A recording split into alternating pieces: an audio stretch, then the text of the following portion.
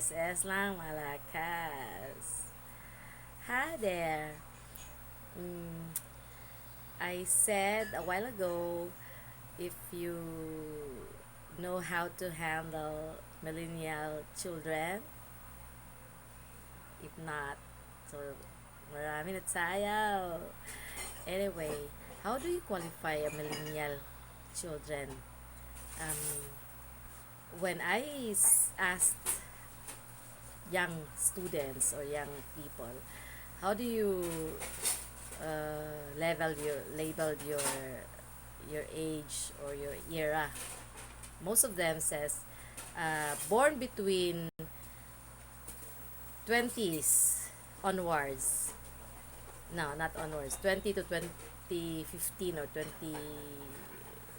those years. They call themselves as Gen Z. 2015 onwards, they call themselves Gen Alpha. O, diba? Nasa mga Alpha Omega. Born between 19 early 90s, they call themselves the millennial. So below that years and not beyond 60s, they call us boomer. I don't know what does it mean, boomer. What does boomer means to them? And beyond 1960s, I I call them, they are the standards, the legendaries. So as for me, I would consider myself as a modern mom. When I am when I gave birth to the year 2020, early 20, 2000 and late 90s, I consider them already as millennial. Pero nanan is like mga level of uh, labeling their era. Um, these generations, kapoy mag nasa mga leveling generation na lang, no, ang mga millennial generations. This generation is very sensitive. They are very influenced, attached to gadgets, to social medias, which requires internet connections, Wi-Fi, datas. And mind you guys, mamshis, these millennial children are more intelligent and advanced in knowledge compared to us. Really, because of the social medias they have been focusing with, no, they were able to gain knowledge of outside the world, current events, any nations. They know, they already learn things we do not know when we were younger, or even today we still don't know. When you ask them, they already ahead of what's going on around. Because of this social medias, they don't have any more time to explain to us what they have learned, because sa gunson ang learning nila. If you notice, if you are trying to look at them, focus kay sila sa ilang gadgets, and pwede sila the whole time, they will not speak to you. Allured kay sila sa ilahang gagakitaan, allured kay sila sa ilahang gagka-learn. And I tried to get myself inside sa ilang world, no, kay I have 3 millennials man. When I try to get into their world, know what are they are focusing about, my God, I myself is so allured.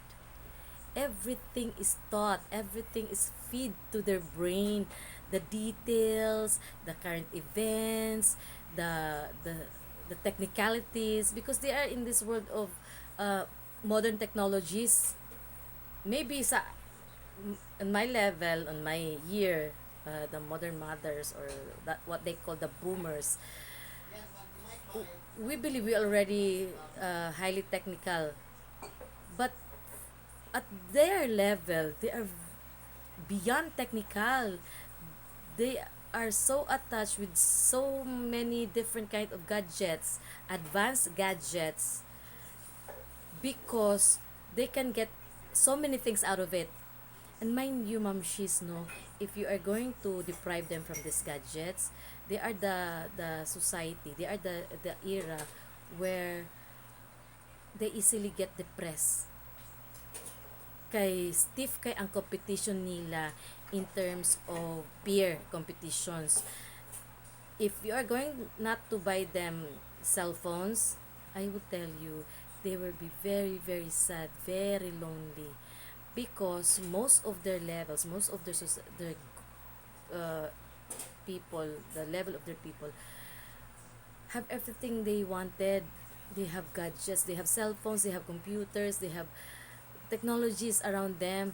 And if you deprive them of such particular gadget or maski isa lang, ma-depress sila. They are the kind of level of people nga they easily get depressed, sad, lonely. That is why uh, we cannot do anything. We have no choice but to provide them gadgets. And out from that gadgets, we don't need to teach them anymore, because naa naman sa ilaha, even the meaning, the history, it's just a point away from them. Tuslok man sila, they will know already. They don't need to ask, ma, unsa galing meaning ani? Ma, how do you spell this? Ma, unsay grammar? No, they don't need that. They don't need us anymore, because it's already in their gadgets, it's already in their social medias. If they want to be popular, if they want to gain money, it's already there. And mind you, these people, this level of society, they can earn already as young as 16 years old, 15 years old, millions. One social media that I step into, because I really wanted to know why these millennials really have fun with this particular social media, is a TikTok. Kaning TikTok, if you don't have the TikTok, wow, Ma'am Shiz, you're way out of other planet. Wala, out of place kay ka. Because in the TikTok di ay, now I know, they will be showing or teaching our children, kay TikTok man gid ang ilahang tan-awon, or even ML, or even whatever games they are trying to do. Sa TikTok, they will be taught of what's going on outside their country, and even moral lessons. They're even taught moral lessons there. They're even taught of some things we do not understand, that whether it's bad or good, but they love it, they like it. And they're even taught how to scam in that talk. It is taught there. If you wish to have more likes, you just click on something churba churba ek ek, 1 million na din imong likes. And also modern dance, modern steps. Sa ato, during our time, when we dance, it's gonna be 3 minutes long or the full length dance. But for them, my God, 15 seconds, 30 seconds, enough na to sa ilaha. That is already their dance. That, everybody is excited already. Everybody is popular already. And in the games, in their games, they can earn. I tell you, Ma'am Shiz, playing that games, they can earn money out of that. Dili lang na nag-itudlo nila sa inyo ha, because they believe nga, di magyapon ni makasabot akong mother, magyapon ni sila makaka-catch up. Really, try to get into their world and try to see how this technology teach our children.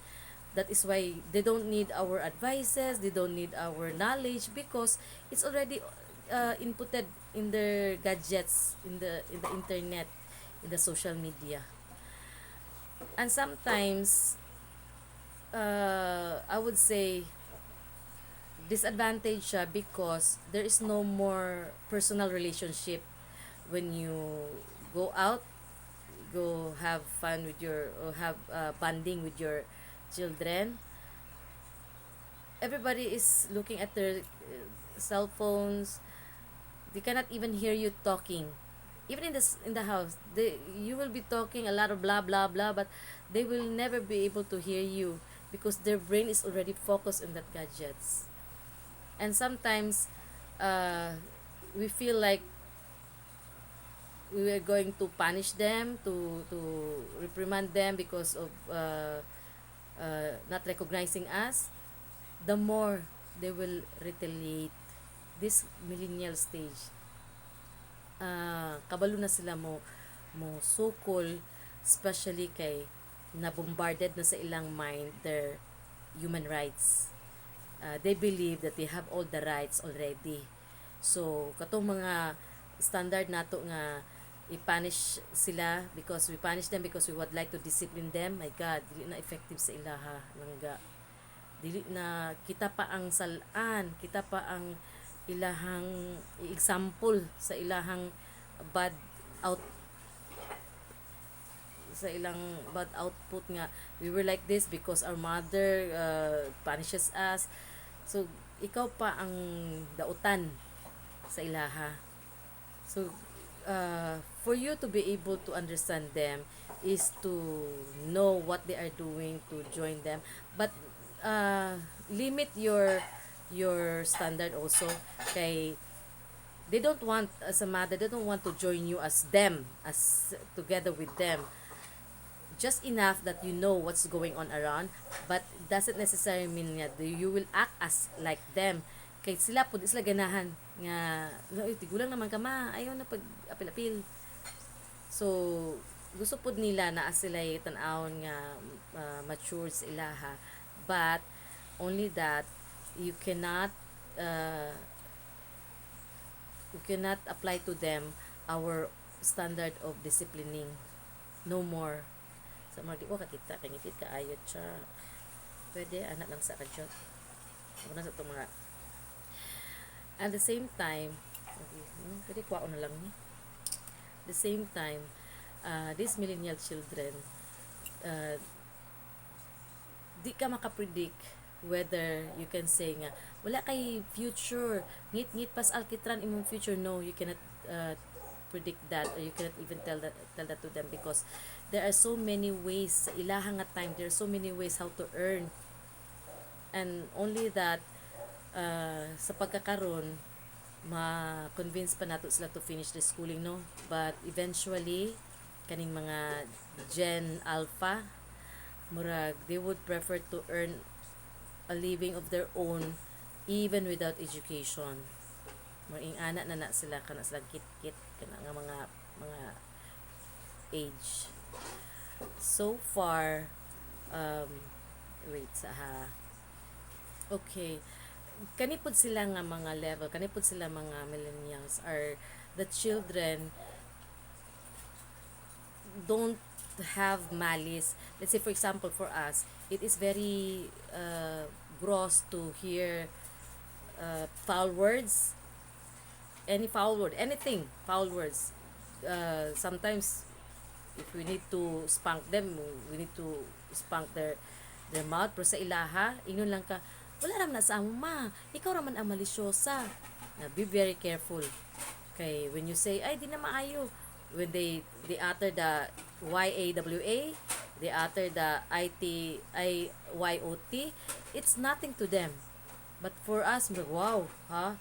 Kung nga pa atong lola, nagdugo na atong simod.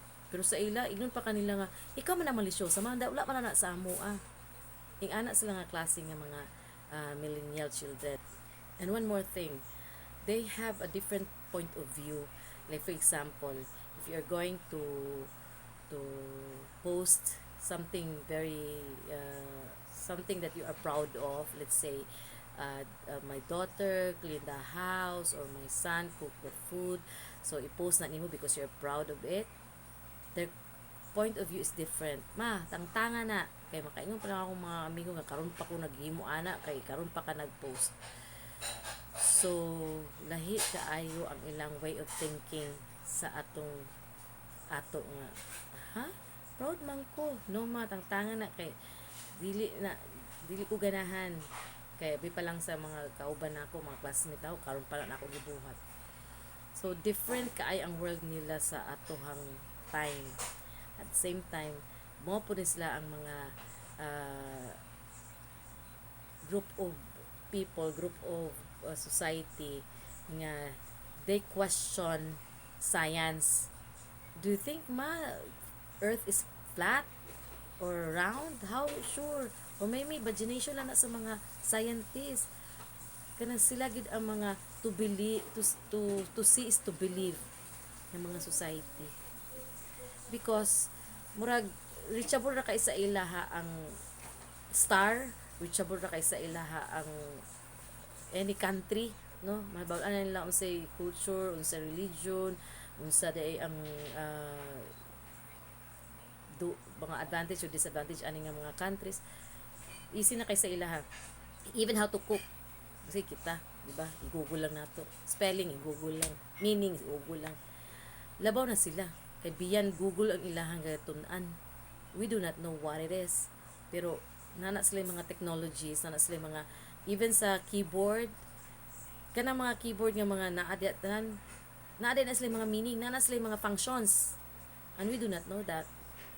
Sila mapagawas nila, and then how to, everything is already in the social media, in the technologies that they are using. So I don't know really how to raise them, but to be able to know what are going to solve, you should know what is the problem before you can solve it, no? Study your lesson, ang mo nang giingon. GSS lang malakas.